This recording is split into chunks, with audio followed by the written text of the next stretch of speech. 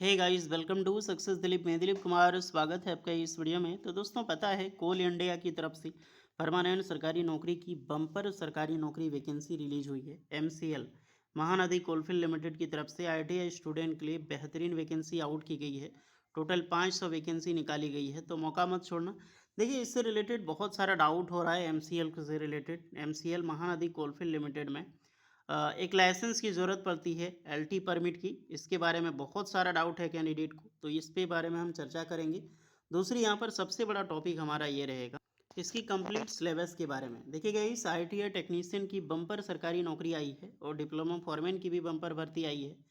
लेकिन सिर्फ वैकेंसी आने से जॉब नहीं मिलती, इसका एक बेहतर स्टेप बाय स्टेप इसमें एक आप सभी कैंडिडेट को बेहतरीन रणनीति बनानी होगी, एक बेहतरीन तैयारी की ज़रूरत पड़ती है, तब जाके आपको सरकारी नौकरी मिलता है। तो क्या वो तैयारी होगा, किस प्रकार से आप सभी कैंडिडेट को तैयारी करनी चाहिए, हम इसके बारे में चर्चा करेंगे। सिलेबस तो कोई भी बता देगा आपको, सिलेबस के बारे में तो बताएंगे ही, लेकिन कैसे सिलेबस इन एग्ज़ाम पैटर्न को कंप्लीट किया जा सकता है लिमिटेड टाइम में, उसके बारे में हम चर्चा करेंगे। तो स्टार्ट करते हैं, आगे बढ़ते हैं। इससे पहले रिक्वेस्टेड होगी, चैनल पे अगर आप नए हैं so please do subscribe and hit the bell icon, ताकि इसी तरह लेटेस्ट परमानेंट सरकारी नौकरी से रिलेटेड अपडेट एंड गाइडेंस आपको हमेशा प्रोवाइड होती रहे।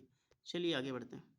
फर्स्ट ऑफ ऑल, आप नोटिफिकेशन आपने नहीं देखा है तो देख लो। 16 अप्रैल 2026 को नोटिफिकेशन रिलीज होती है, जहां पर असिस्टेंट फॉरमैन जो इलेक्ट्रिकल ट्रेनी है उसके लिए टोटल 150 वैकेंसी निकाली गई है, और टेक्नीशियन इलेक्ट्रिशियन वालों के लिए, आईटीआई इलेक्ट्रिशियंस वालों के लिए 350 वैकेंसी निकाली गई है। तो बम्पर वैकेंसी है आईटीआई स्टूडेंट के लिए, तो बहुत बड़ी सरकारी नौकरी है, कोल इंडिया में निकल गई है, तो समझ सकते हैं लगभग लगभग 60 से 65 हज़ार पर मंथ आपको सैलरी यहाँ पर आराम से बन जाएगी, क्योंकि ये एक बेसिक पे है। ओके, तो पर डे के हिसाब से TAD HR अकाउंट करोगे तो अलोनेस में लाके लगभग लगभग 60 से 65 हज़ार आपको सैलरी आराम से होगा। क्वालिफिकेशंस आपने तो देख लिया होगा।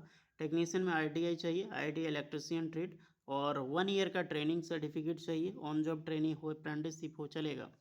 बाद में आपका LT परमिट, सबसे बड़ा डाउट यही है कि LT permit under IA rules of mines, या फिर 440 से 440 से 550, जो 550 रिलेटेड वोल्ट्स माइनिंग का एक परमिट सर्टिफिकेट होता है, जो कॉम्पिटेंसी अथॉरिटी या फिर आपका DGMS प्रोवाइड करता है।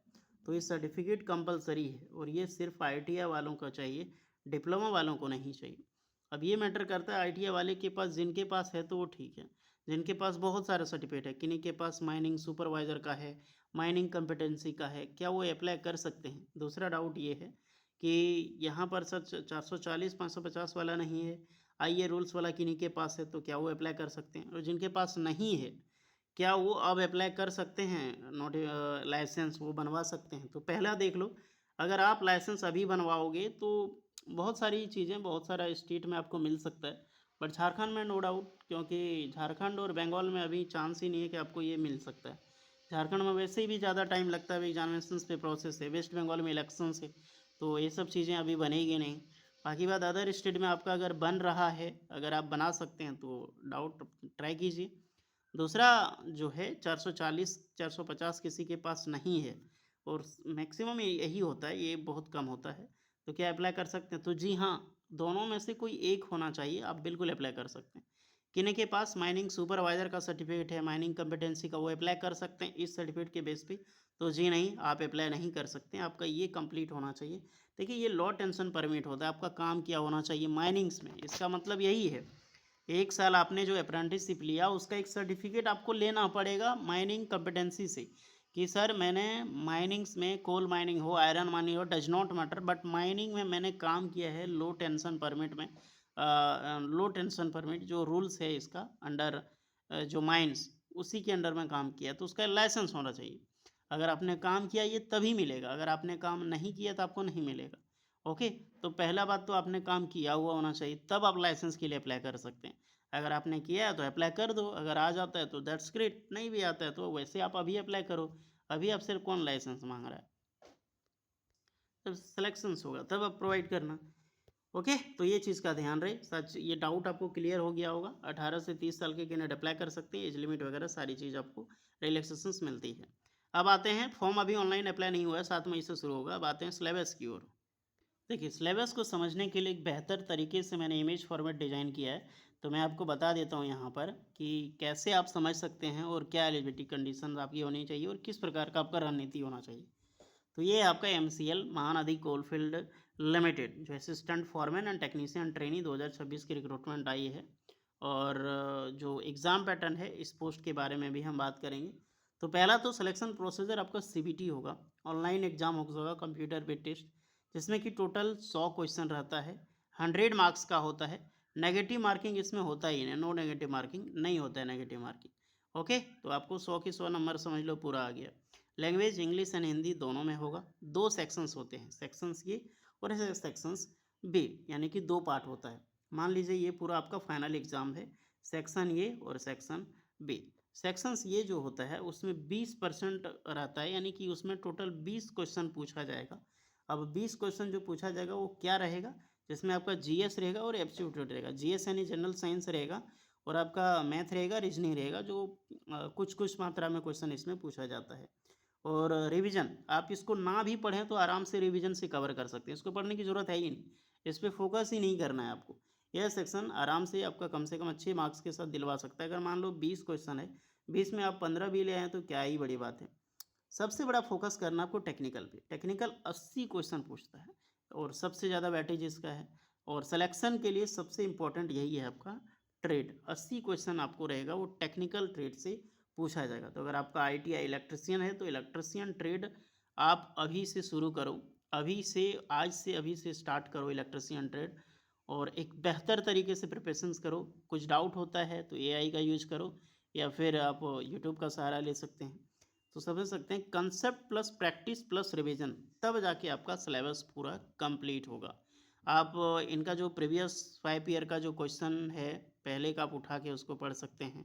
ओके, मॉक टेस्ट लगाइए तभी आपका यहाँ पर क्लियर होगा ये सिलेबस।